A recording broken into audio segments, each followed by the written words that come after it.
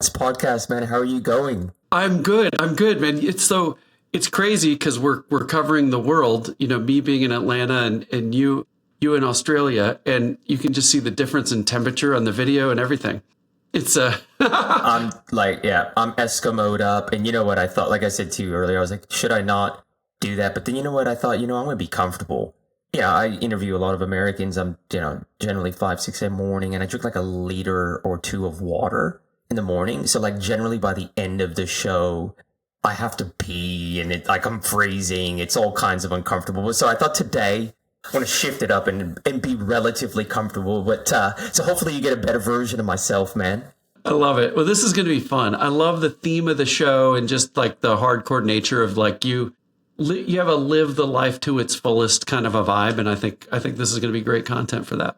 Yeah, we definitely weave in, pushing our body, our mind, our spirit, and we align that very much so with the business context, right? So like, we talk about the the concept of the executive athlete, right? We work and live the same way, and we do that as in terms of preparation and output as an athlete would. Like that's really the archetype of this show. And I know that your content and your books, your previous books and Give to Grow is going to resonate with all of our audience, particularly those that are trying to build businesses, right?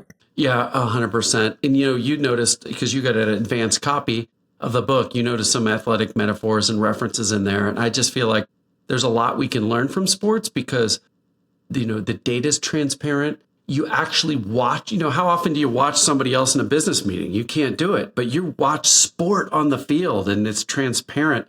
So anyway, we'll weave a lot of that executive athlete kind of stuff into how do you grow and how do you grow in ways where everybody wins at every turn? And I just think that's a really interesting relationship focused mindset. Yeah, and I think particularly with our relationship, I mean, we met from our Uncommon group, which is a group of men that, family orientated, push their minds, push their spirits, push their bodies, and push themselves to be the best they can be. And most of us are in the world of business. So yeah, it's going to be a great conversation. And let's kick off with your upcoming book, Give to Grow.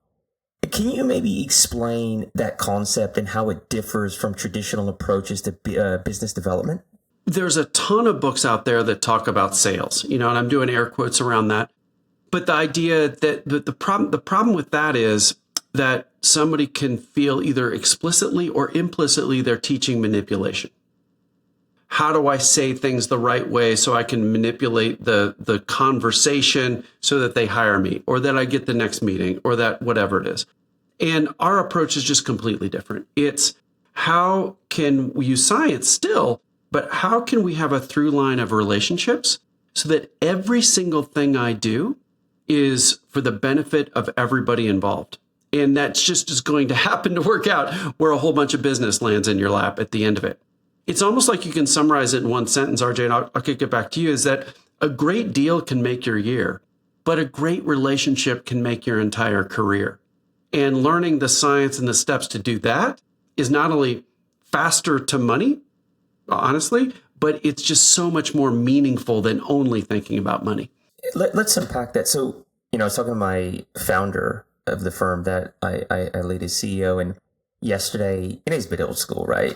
But not too old school, but it's good, right? Like, 'cause he said, back in the day when he was doing, did 100 calls as a rep and doing that whole piece, he would send handwritten letters to people. And I was like, actually, that might be a good idea in the digital age. Like, how do you, and I guess where I'm going with this is I'm finding, particularly with the sales team, relationships are more transactional. They're faster. People have less time because they're inundated with just things coming at them. Our relationships in business is valued as they used to be? Or do you feel like it's become more transactional?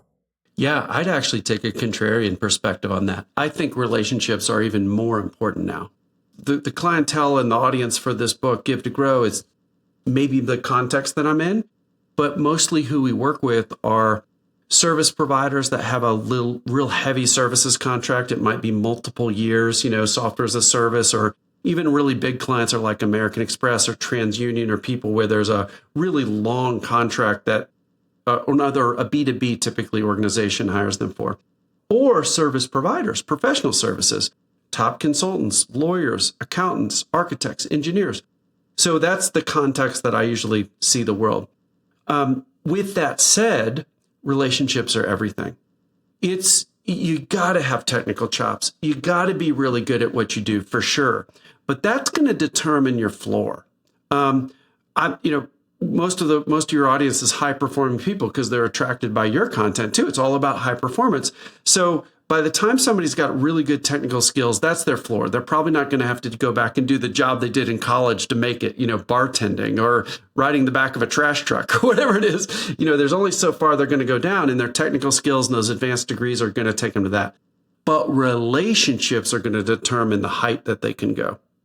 Because if you've only got those technical skills and they're really sharp and good, you're not going to fall below a certain level. But if nobody knows about you or they don't trust you, it doesn't mean anything. So when we compare great technical advice and abilities also with the ability to develop long-term mutually beneficial relationships, that's where all the unlocks happen.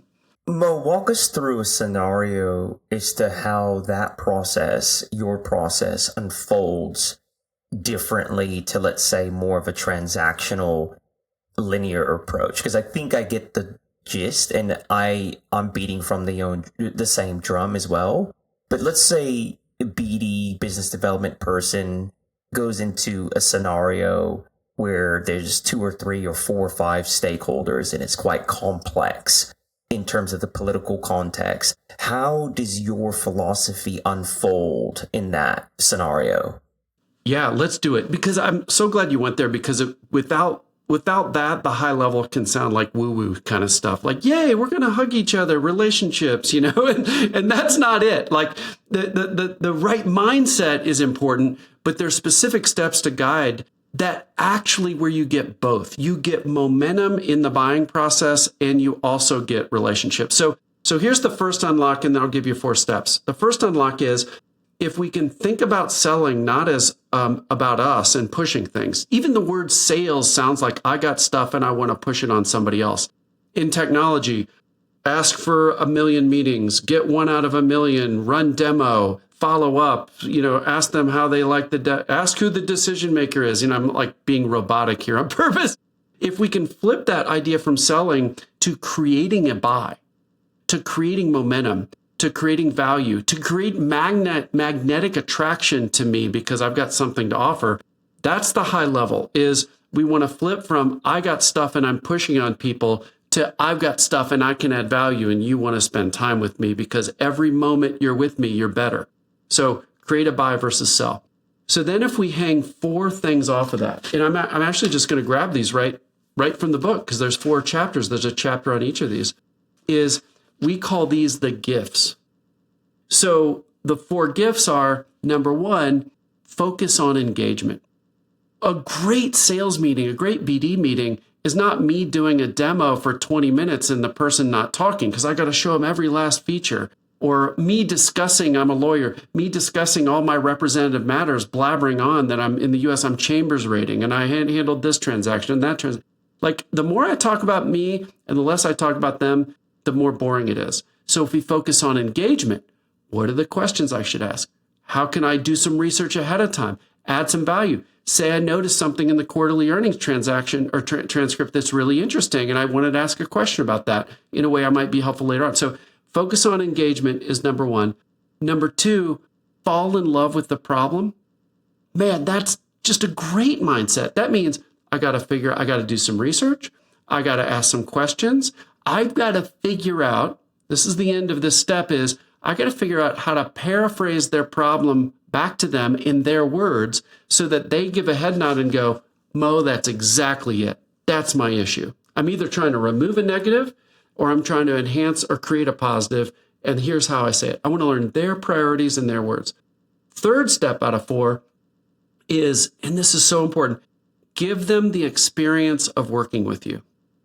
Give them the experience of working with you. So this is the difference between, you're in Australia, you have great wines. if a sommelier talks about a great wine for 10 minutes, the vineyard, the vintage, all these other things, you're like, wow, that sounds great, but it's really expensive. That same sommelier gives you a taste, just a tiny little taste of that wine, man, you're buying the bottle. And we want to, as fast as possible, make an offer to actually just start helping the client. Hey, how about if we give you a sample? How about if we give you 2 weeks for free of the license? How about I just roll up my sleeves and we do a 2-hour workshop? How can I flip from talking about what I do to them experiencing what I do? That's high value. And then our fourth thing is make a recommendation. So many nice people fall down on this one.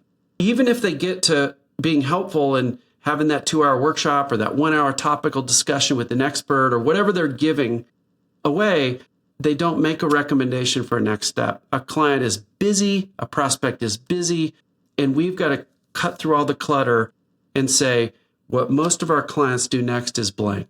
Or another version is, and that one leans on a science of authority. Another version is a social proof type of recommendation. This has been great. What most of our clients do next is blank. So it's either the authority, sorry, I did it wrong. The authority is what I'd recommend we do next is blank. Sorry, I did it the other way. And the social proof is what most of our clients do next is blank. Either way is making a recommendation. So to put a bow on all that, if we focus on engagement, if we fall in love with their problem to a point where they go, Mo gets me, RJ gets me, then I can offer some kind of short little bite-sized experience where they actually get to see me or my product in action. And then I make a recommendation at the end of that. That leads to business. And that flips the whole idea of selling on its head, where instead of me pushing stuff, I'm adding value in a way that my commitment and their commitment is escalating. They love it and they want to do business with me to the extent that they want to tell others about it. So anyway, a bit longer probably explanation than you were looking for, but how's that land? Yeah, that lands well. And I'm just nodding my head because, I mean, you know, I have lots of guests and most guests are my tribe on the show, obviously. But what you do and, you know, it's focused on my craft, right? So I'm nodding my head and there's just a lot going on in terms of what I'm thinking.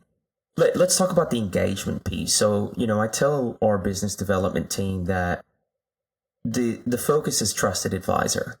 Right now, like my view is that people will more than likely want to build a relationship with you once they know you're of value, particularly in the business context, the small chit chat and the small talk and the weather and all that stuff. Like go in fast, establish trusted advisor and weave in your personality into the value, not the other way around. You know, I think a lot of people over-index on personality and they're not weaving enough value. And I, like, as a CEO, I'm much more likely to spend time with someone that is over-indexing or indexing towards value and then showing their personality. So in terms of that engagement piece, is that more about technical expertise and showing that you know your product and that your business and that you should be at the table? Like how much of that is the personality in your system or just in your personal philosophy versus just like having really good business acumen? I think you're right. I think it's all about science and steps. I think it's important to have fun in the meeting for sure. Everybody wants to be around somebody that's enjoyable, but man, unless you're adding technical value, you know, you're the nice guy that's fun to go to the ball game with, but they're not going to buy stuff from you. So I think you've got to, the minor is relationship, or the minor is enjoyable and the major is technical. So I think you're spot on. I think I'll share, there's a lot more in the book in that chapter, but I'll share for the audience, the fastest way to think about it, this is simply beginning, middle, and end. So beginning, science of primacy effect says beginnings are more important than middles. It sets the tone. So what we want to do in the beginning of a BD meeting is we want to share a frame for the meeting where everybody's going to win. And so many people skip over that. Like you're nodding like crazy. It's like, oh, let's get right to the demo. Like, no, we need to say like, what are we trying to accomplish? So there it's going to be different every time. We might say, hey, we did some research. We saw, your CEO just had this statement and we saw the quarterly earnings transcript and your numbers are looking like this. We think we might be able to add a lot of value. Say I'm an accountant or a forensic accountant or whatever I am, a management consultant. We might be able to add a lot of value we've brought 3 interesting ideas for today. We want to share those with you, but you might have a different agenda item. So how does that sound? So you want to state a frame and what we might be able to accomplish, and then see what they say. So we might, another version of a frame might be, hey, Janine, this is our first meeting. We've got 3 interesting insights. Share how you came up with those. And say, what we would love to do since it's our first time meeting is, we've only got 45 minutes, maybe share these 3 with you. And at the end, let's save 10 minutes at the end to determine if a next step falls out of it. We'd like to find a way to invest in your success, maybe a 2 or 4 hour workshop or something like that. How does that sound?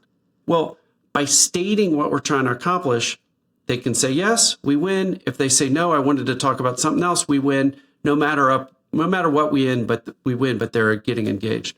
Middles, I'll be faster on the rest of this, RJ. Middles, yeah, I just think it's really important in the middle to get them talking 50, 60% of the time. So even if we're sharing deep insights that are they're like, whoa, I never thought of that, we want to quickly flip to, well, what do you think? How would that work here? What would other people say?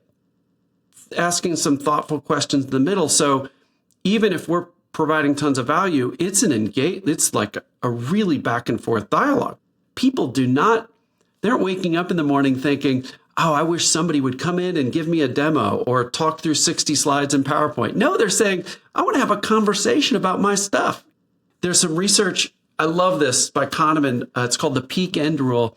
And it says, people remember the peak of the experience and the very end. So a great way to end a meeting is what we call a practical close, then an emotional close. The practical close recommends and agrees on the very tactical next steps. Okay, Jane's going to send the data over to Philippe. He's going to run the numbers. We're going to meet again in 2 weeks. We already picked that date. This is great. But that's really important to recap. But if you just end there, it can be a bit boring. So that's the practical close. So then on the emotional close, you want to think, what was the peak emotion in the entire experience of the meeting? Maybe it's the fact that who you met with is going to go on holiday next week and they're real excited. Maybe it was a joke that was said halfway through the meeting that everybody was laughing over. And that's when you just say, you want to just bring back that positivity and just say, hey, Janine, have fun headed over to Africa for the safari with your family. It sounds like you've been working hard and you deserve it. Can't wait to see pictures. That's the peak end rule. Then we've got this practical close. Everybody's agreeing on next steps. We have momentum and we got emotional close. And that's what's going to linger with them forever. And they're just going to think, I really enjoyed that meeting with RJ. That was really good. So that's like beginning, middle, end in a sort of a 3-part structure. Oh, that's excellent. So I think for me on the practical close, I'm pretty strong in terms of driving sessions myself. And I like when we do the practical close and I'm giving action items to even the customer. And they're like, when you start giving action items, it's about creating collaboration already, and people are investing time in each other. There's an outcome bias, and like in that particular thing, okay, like who's going to do what, and you're giving the action items not only to your own team but to the customer. They're taking notes, and you're like, okay, we're already working together. There's so much in that. First of all, I think I tell salespeople that your confidence in your ability to do deals is also your biggest hindrance and your tendency to want to hunt. If you are selling too much, there's no fit. The key is to move from selling to seeking fit. And I think the key there is being guided by curiosity. The challenge, I think, for most sellers, particularly new business hunters, is they're geared a certain way. And they've got to kind of move away from some of those biological processes at play that are like chase, to like actually understand, ask questions and really, to your point, fall in love with the problem. How do you feel curiosity plays into this whole process? Like, what's your view on curiosity? You saw it ripple through the book too. And curiosity is at play not only with us, but with the client or the prospect, the customer. So I just have to go back and say one thing, and we'll get back to curiosity because I want to say how smart you are. There you go. That co-creation idea you were talking about, like actually give the customer or the client or the prospect to-dos, that's so important because it triggers a mental heuristic that was validated out of Harvard by Michael Norton and an all-star team called the IKEA effect. The IKEA effect's named after the Swedish retailer, but in a nut, it says we buy into what we help create.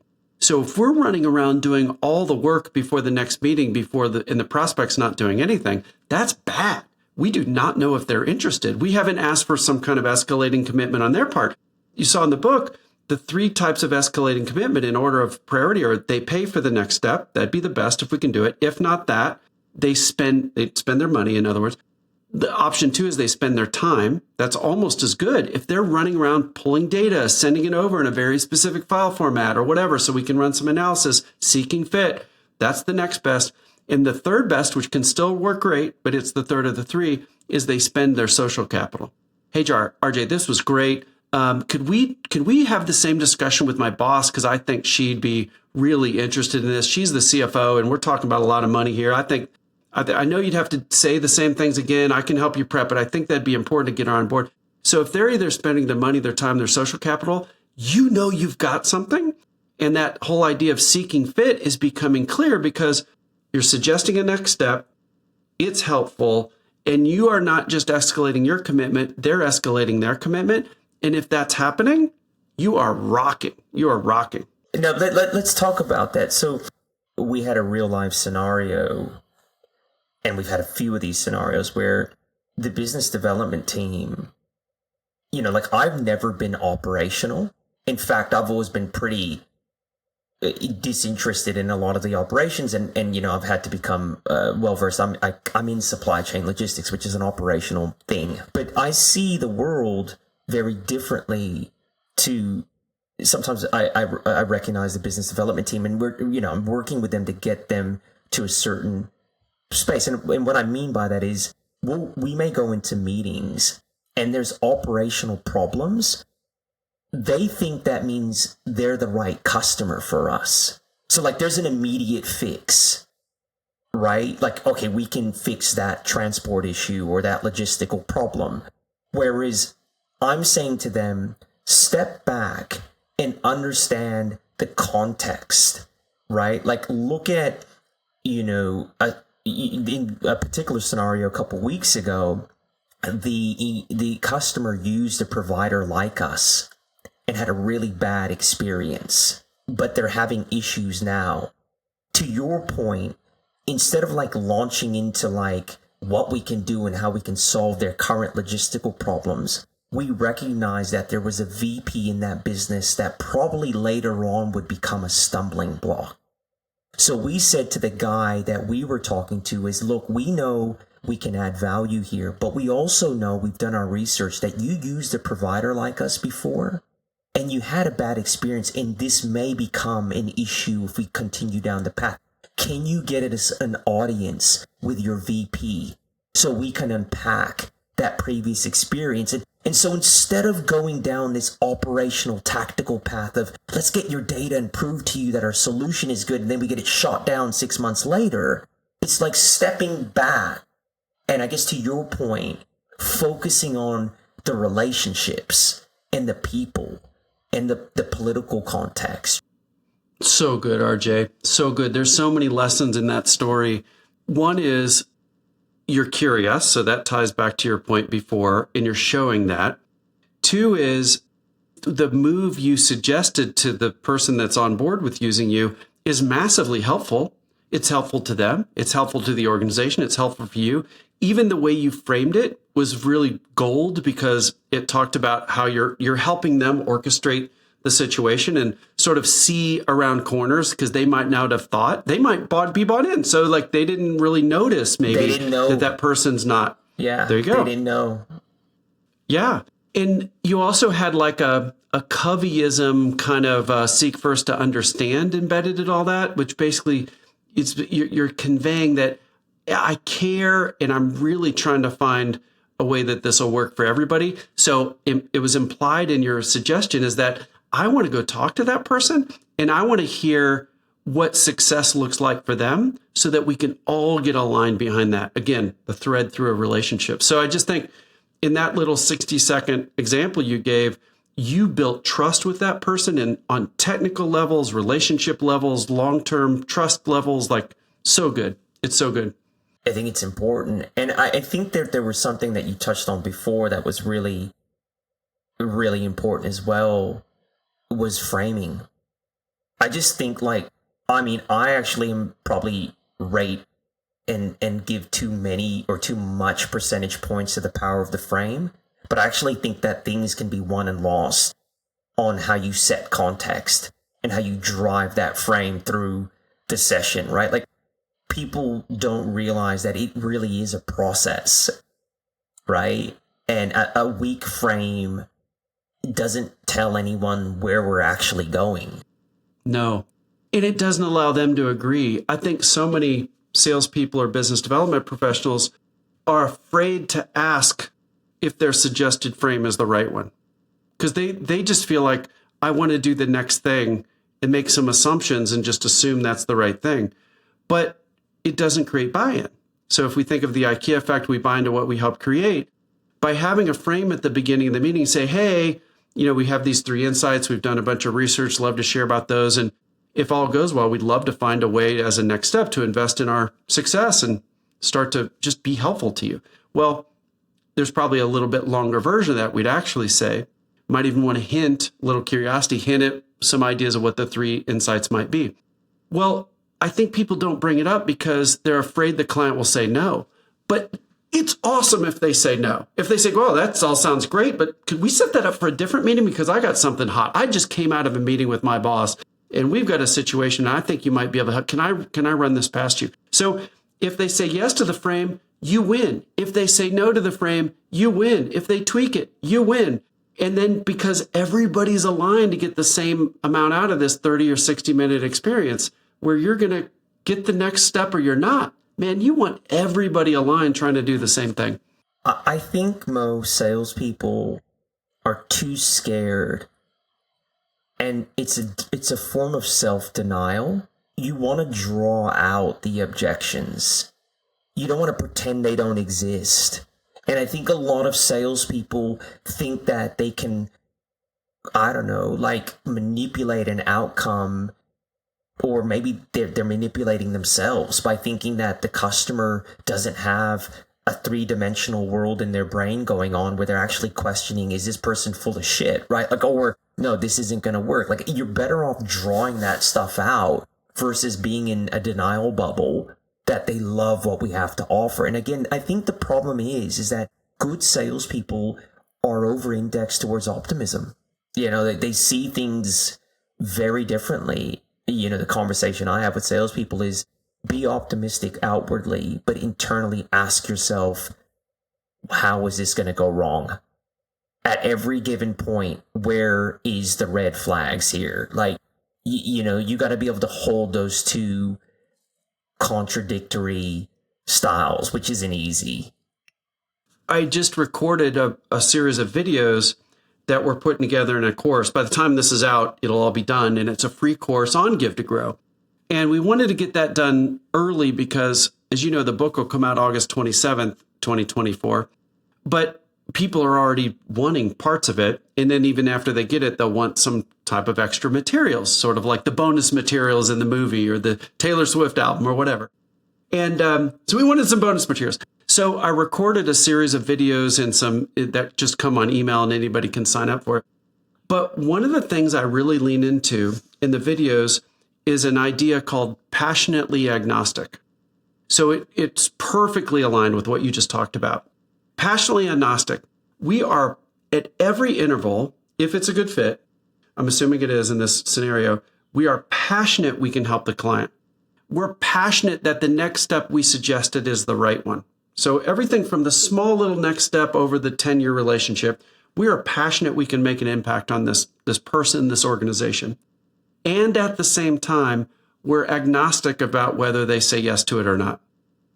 Because as soon as we hitch our mind to we need this, or we have to make this happen, or I need this next step, we're going to get pushy, we're not going to listen, we're not going to be curious, all the things that you shared.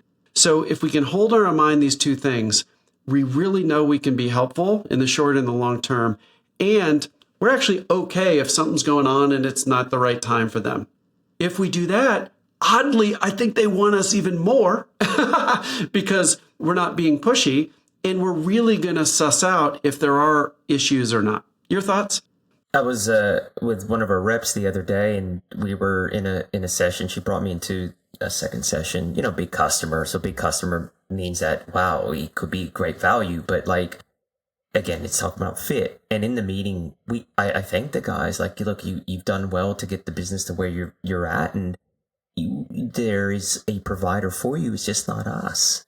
It was interesting because I could see he never saw that before. And what was interesting though was he almost started to look for things and ways to interact and deal with us. Does that make sense? Like his because his psychology immediately flipped to, oh my God, I'm getting dumped. Maybe I don't know. Like, or how do you, it was awkward. And it was funny because I spoke to our rep about it, and she's really good. She's like, that was weird. Like I've never done that. And I said, well, sometimes you just have to, because you gotta focus on the fit. Yes, they're a big customer, but not a big customer that's relevant for us. We can't actually add value there. We can sell our ass off to try to find something to convert through tactical selling and sign here on the dotted line, old school stuff, right? Like sell me the pen, but it's not real value.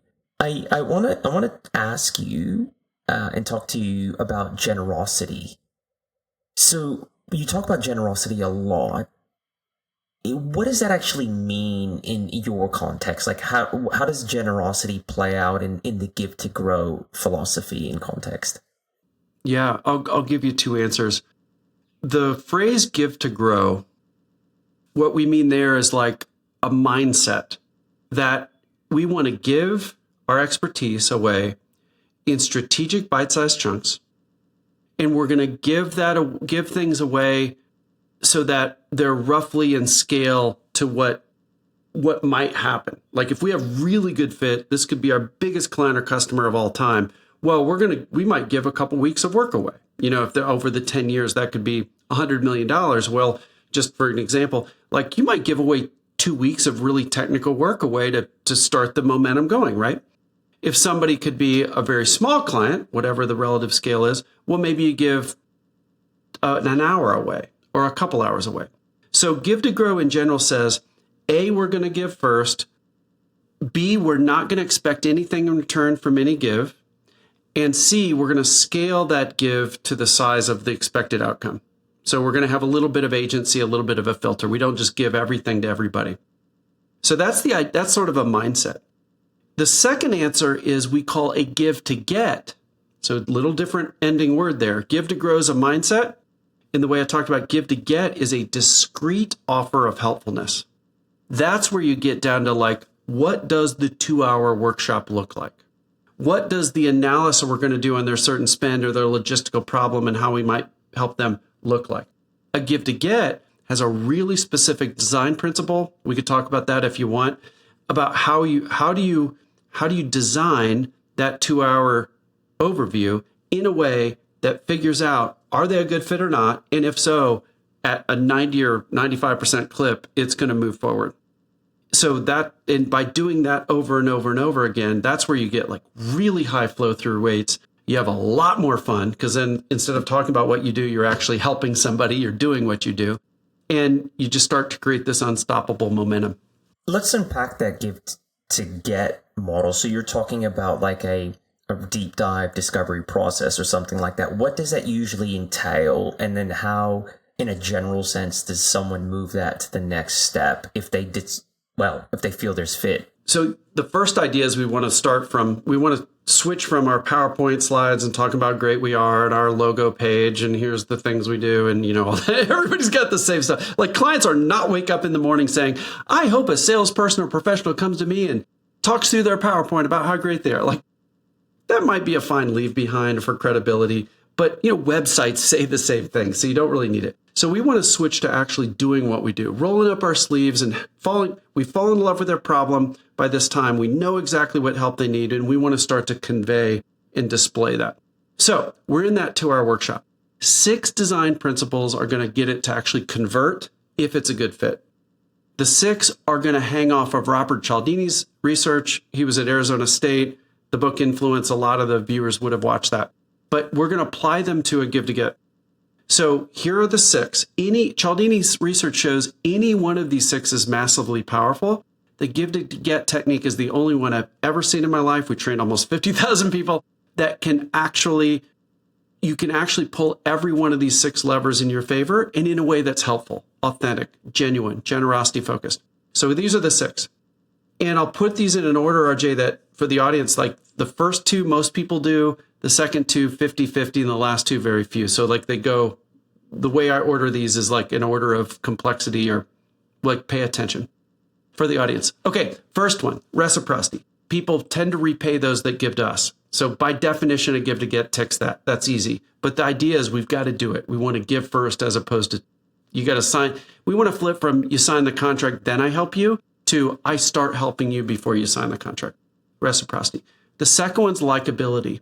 We touched on that before. Jerry Berger's research out of Santa Clara University finds that people do more business with who they like.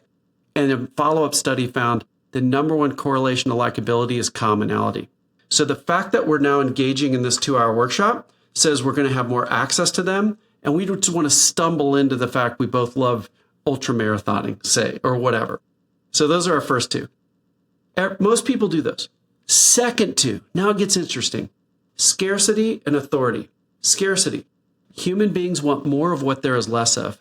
So what a lot of salespeople and professionals do is they shoot themselves in the foot and they say things like, oh, it's no big deal if we do the 2-hour workshop. We do it all the time. Well, if everybody gets it, nobody wants it. So you actually want to say, if it's a big deal, it has to be authentic. You just want to share that. Hey, we can only do about one of these a month at this level of detail. We would like to invest in your success because we think there's such a good fit here. So we just want to lean into the scarcity if it's true. Authority. Man, salespeople, professionals can try to carry the water themselves. They want to bring in that logistical expert or their deepest, the most knowledgeable engineer or whoever. You want to have that authority figure share the results, even if they're a little geeky, because people trust the authority figure, especially in times of stress. Using a new provider is very stressful. So we generalists need to get out of the way and let the specialists come in and talk through the issue. So those are the middle 2. The last 2, almost everybody messes up. Social proof and commitment. Social proof. We tend to be comfortable saying yes when our peers are or the people we know are. So we want to ask for all the decision makers to be in the room. Hey, we're talking about a significant investment here that has potentially a 10 to 15x payoff. Do you think the CFO would want to be a part of this? You hinted at this before, so I know you get it. And then the last one, commitment.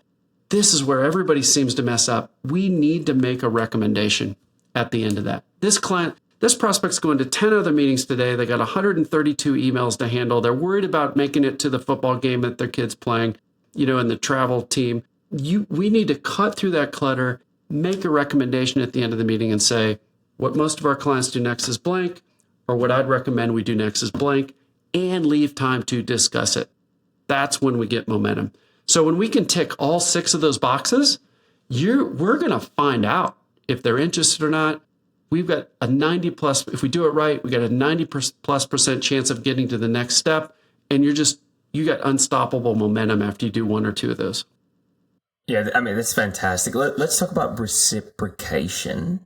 So, I think that giving is an interesting thing. And I mean, there's a Machiavellian thought process around like when you give people things and they can't reciprocate or they don't want to, they may start to kind of resent you, or they might start to like feel guilty about that. And that does, I think, happen sometimes. Like, I guess what I'm getting to is, how do you find the right balance between giving freely and kind of ensuring that your efforts are reciprocated? Yeah, that's a great question. I think the mindset I come back to is what we call the Midas mindset. So you remember King Midas? Everything he touched turns to gold. We were in a class one time, RJ, you'll die because this is a pretty funny story. there was one person in the room that was an extreme top performer. Like he was 10x everybody else. So a lot of times, his name was Craig. A lot of times I go, Craig, how do you do it? Craig, how do you do it? And at one point in the class, we were talking, we were sort of getting near the end of our workshops that we do. And we're near the end of this one. And somebody goes, oh man, Craig, you've got the Midas touch. Everything you touch turns to gold. And the whole room turns at him like, what's Craig going to say? And probably thank you, right? It's not what he said. He had there was like a pregnant pause in there, and you could hear a pin drop, and because he was like looking at the ceiling, so you could tell the wheels were turning. And he's like, it's not that everything I touch turns to gold. It's that I only touch gold things. And there's like this hush over the room, like everybody was letting it sink in. And the Midas mindset, and it covered this in the book a decent amount in Give to Grow, is that if you're having these meetings, and let's say you have the best give to get meeting of all time, 2-hour workshop, it's awesome. If we then layer on top of that, we make a recommendation at the end, and in that very moment, we switch from wanting it. We want the next step. We need to flip it and say, we're passionately agnostic. This is the right recommendation. I believe it's true. Short-term and long-term, we can help this person. I'm agnostic as whether they take it. If they say yes, we continue to touch. We are touching a gold thing, right? We set a next step. They have an escalating commitment. We're going to do more too. Man, you run with that.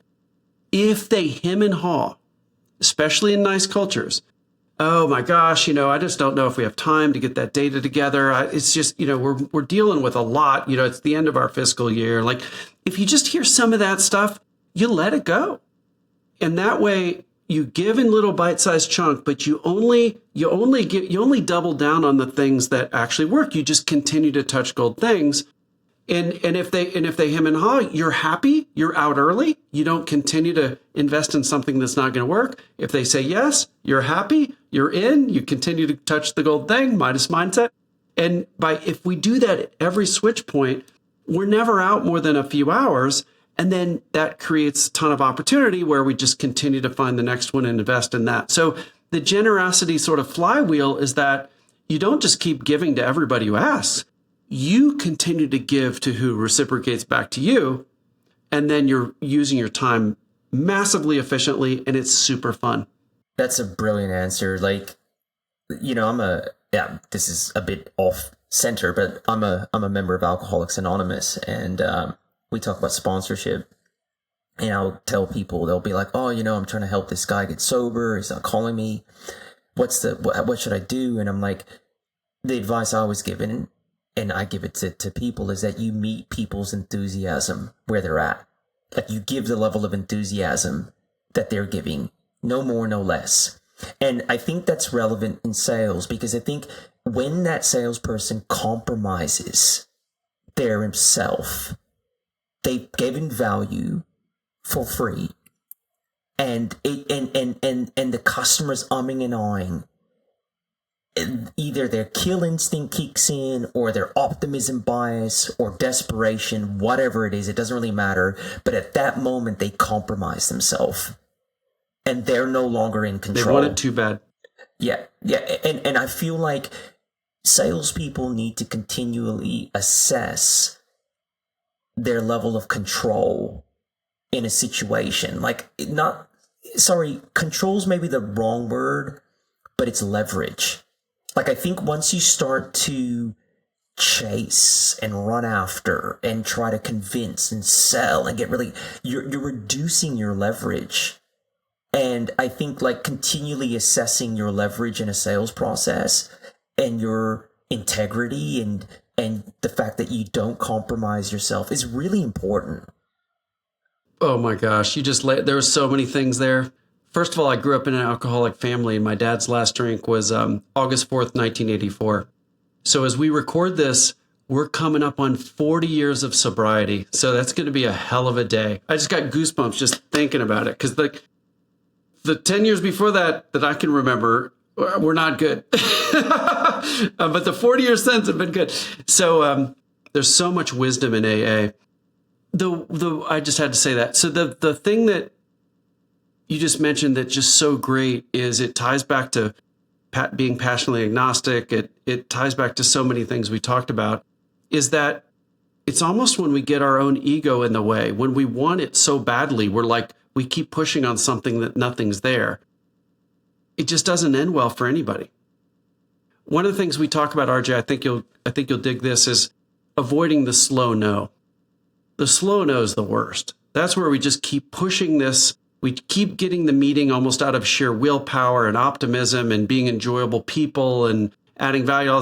And we just keep getting, say 12 meetings. And then you finally, for some reason, figure out that there was nothing there. Either way, this idea of passionately agnostic says we're going to avoid the slow no.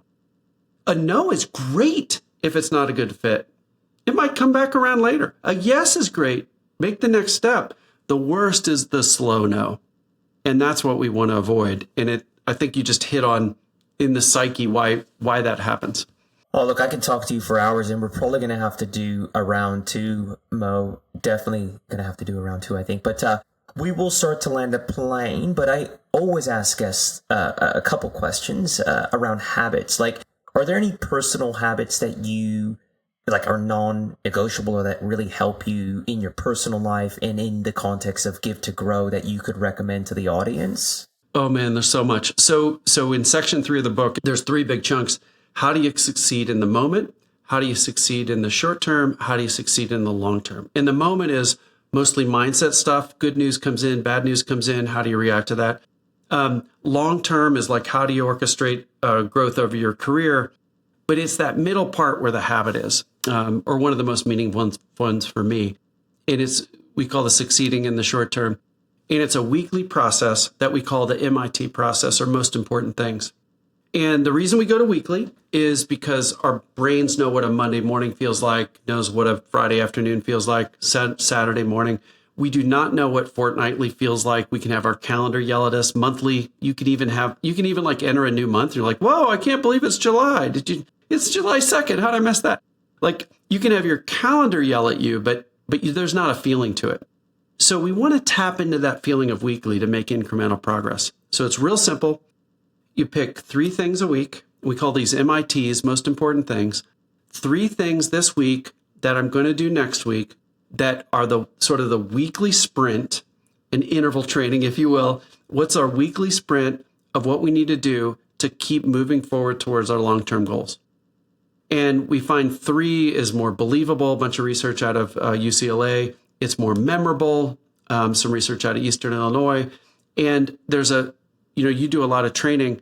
There's some science called pseudo set framing that says, like the reason why we might lift weights and do 3 sets of 8 or whatever we like to do, those pseudo sets, air quotes around that, 3 sets of 8 will people accomplish more than if they did 1 set of 24. You get really intense, you take a break. You get really intense, you take a break. You get more out of it.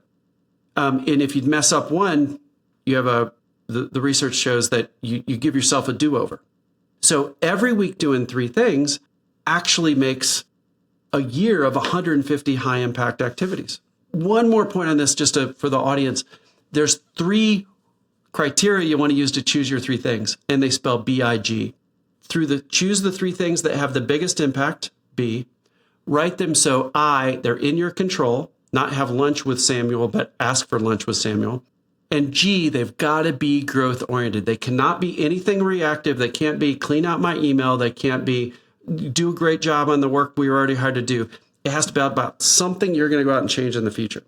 And if you do 3 big impact that are in your control and growth oriented over and over and over every week all year, you just create unstoppable momentum. It's when we fall into, win this week as if I just clear out my email inbox. Man, that's reactive. That's back on our back foot. We might make progress, but it's not going to be exponential growth progress. Yeah, some of the guys on the exec team, they know I'm a ball buster when it comes to them scheduling time off the tools, or they, as I say, in the weeds. I want them to have blocked out time. We had a meeting. I had a meeting with someone today, and they were like, "Oh, we can reschedule it because we have something more strategic or pressing with a customer." And I'm like, "No, that's our time." And once we start to compromise that, he's like, "Oh, you got to be a bit more fluid." I'm like, "I am, but it's also a slippery slope, right? There's there's non-negotiable times that we're setting aside to think and work on big ideas. And once you start to compromise that because there's X or Y or Z, there's always X, Y, and Z going on, right? Like, I agree with you, mate. I really do. That was fantastic advice, Mo. And so people want to connect with you more. They want to learn more about Give to Grow, your upcoming course. Where can they find that stuff, man? Oh, yeah. Well, it's like massive value. You can imagine a book called Give to Grow. The author puts a lot of pressure on themselves to give stuff away. So this is really good stuff. So it's a free 6-part series. It's delivered on email, videos, worksheets. Like, it's an insane amount of value. And you can use it to work alongside the book if you got a copy, but we also design it so it can work if you don't have the Give to Grow book. So all somebody has to do is go to givetogrow.info, INFO, givetogrow.info. You can sign up in like 30 seconds. You get the first like this massive toolkit delivered within seconds after you sign up. All kinds of posters, wallpapers. There's a secret chapter of the book that's delivered. 50 plus go-to questions that can help you prepare for meetings. There is just so much value in that. And then there's a video in each one of those that tells you like exactly how to think about the most important aspects of the book. And like I said, you don't even have to buy the book to get it. Givetogrow.info, tons of value. I'm just real excited about it. Thank you so much, Mo. Really appreciate you and appreciate the time that you've given me today. Thanks, RJ. This is a blast. I've been looking forward to this for when we set it up a couple weeks ago. Thanks for having me on the show.